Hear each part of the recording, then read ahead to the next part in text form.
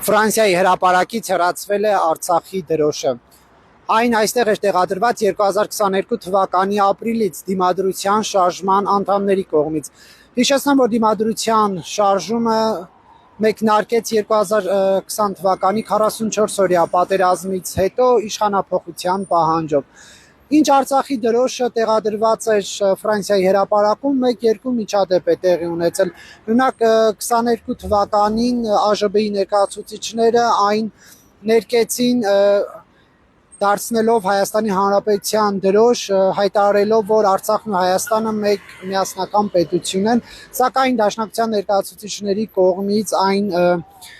կրկին տեղադրվեց։ 24 թվականին եւս Արցախի դրոշը հեռացվեց Ֆրանսիայի հրապարակից, սակայն ելի նույն կուսակցության ներկայացուցիչների կողմից, Դաշնակցության կողմից տեղադրվեց։